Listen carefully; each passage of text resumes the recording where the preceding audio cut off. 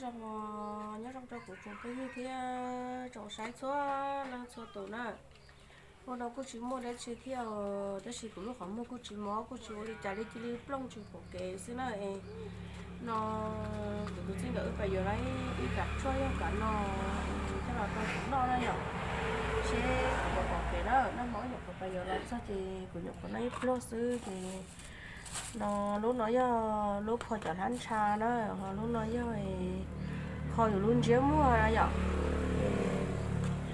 thì xin gửi nhập học bây giờ là nó chỉ lúc đó luôn nên nó giờ món nó sẽ còn trong kia để cho công ty cái này cái đây là nó của tôi thọ nó mà của tôi nó ở luôn là cái nó chế ít lôi cho bé chia nữa rồi thì cho nó ít lôi cho ở luôn nữa thì này mới ít lôi cho ở luôn rồi tôi nó thọ nó ít lửa thế thì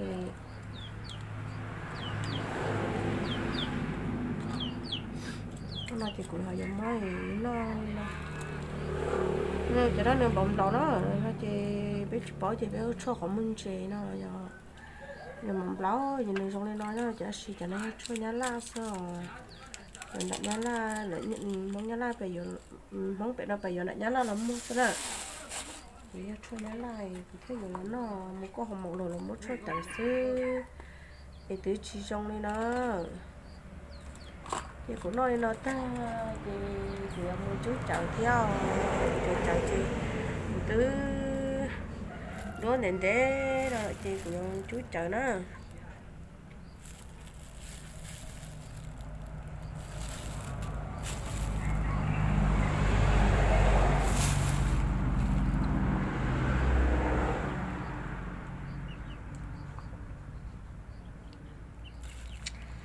chỉ bỏ từ lúc đó là sẽ nó còn lái nó xin từ lúc đó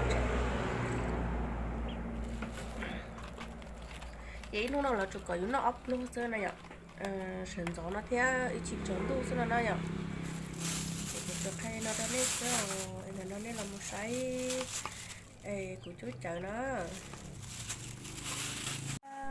cái nó sẽ tụ nó nhớ trong cái này nó nó thì cũng mới là chợ đó khai chúa nó nhở đó khai chúa chứ không nó chỉ có khai chúa đó thì chú sẽ buộc cao nên nó thôi nó phải sai cái đó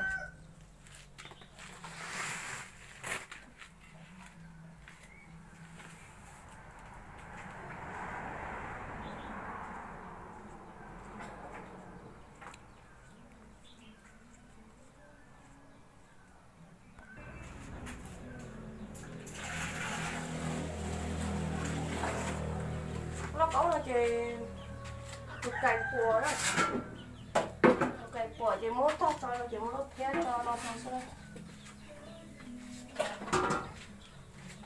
muốn thế cho nó thì chú nó không xuyên chị nó lâu như đây là đọc lâu như đây là bạn đi muốn chị tặng xưa là chỉ mua chị chết chú rồi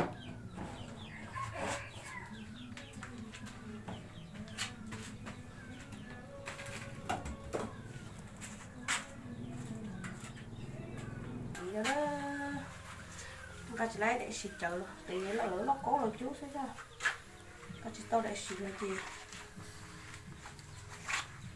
mới nó xịt rồi và nó có nó cho đi bay nó để cho đây cùi đầu nó cái gì có xưa rồi xưa kìa chỉ có là nó thì đi bay thì chú chỉ lấy đợi cho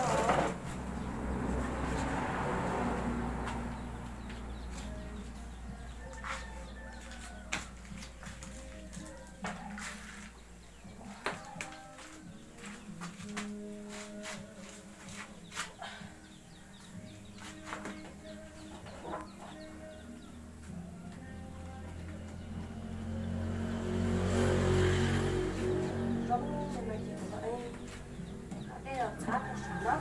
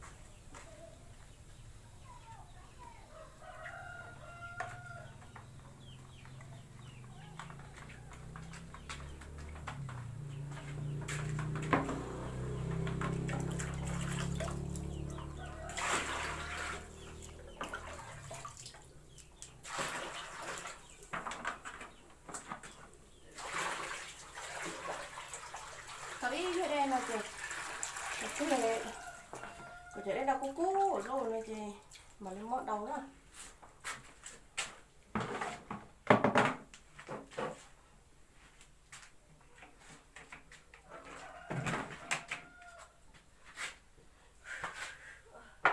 Có cua á, nên cho ba đi nọ đó. Mót đầu tận thì mà cho rồi để chết đâu. Đây có cô chị nửa lò chỉ lò này nhở. Cho ra đi chia cho mà những nó đó lấy lâu nó nó. Đây có cô chị của tụi sinh cả đầu cho đây ta nữa, đầu cho đây ta chị nó nhở má trời cho lò xa nữa. Ôi dư, chắc cá gì tiền. Chỉ cán chia thì chia chấp lời liều. Của tụi sinh cả bắt trời đó thì nó chị ư xa cho. Chia hẳn liều. Chia thế đi nữa. Chia chấp lời liều hồi chờ sợ mà cho nó chỉ cho câu tới gì mà ít thì mà câu hẳn lên đó. Sáng hẳn á. Chờ cứ chờ cho đó, có gì đó. Cho bà ra. Xin cho ba nữa. Cái mất tay. Cá thiết tia đi rồi. Ai, khai tiêu liều. Chị chú nó mà ăn cá hàng nữa. Chính cho bà nữa. Tự xin cả ư mà. Khỏi cá tìm muốn lên tờ cầu lý á. Ý phía nào. Nhớ thì bé chơi đây xứ chị lấy một nó sao nó ở nhớ thì lâu dưới đây chị được bụng cầu phố số lúc phía nó là nó. Nó thì như vậy cái tiếng chẳng thì như vậy thì họ. Xin cả ư thì chọn chữ cá mà chị ư thế là mốt trời cho nó sái. Chị chú mong là chú này. Chị chú nó giống ấy số số mấy chú xứ. Chị cháu ý nhà đã chị kia liều. Chị thiên chị cá sắp lại chị mới khó cho đó chị nó. Chị ư dần thế nó cần cho là trâu một thứ yêu một cần lại. Có tôi chỉ có ở món chỗ chia đó, ở món chỗ chia chị. Nó chú đi chỗ lái cơ.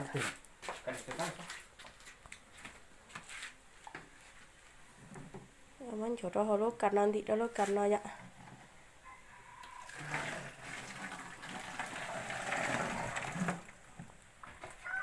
Thì lúc cần nó chỉ kia khoảng kia nó sẽ chỉ chứ nàng cầu lì là nó chỉ khoảng kia nó nè.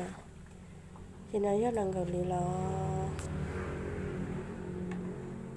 thì tôi sẽ gửi chú sẽ cho nó câu theo tao nàng cầu lì nó. Chú giờ cho nó bé lúc có cho tao với nàng cầu lì nữa nè. Thì cho nó cá cơ nhà cái tí rồi nhỉ nè.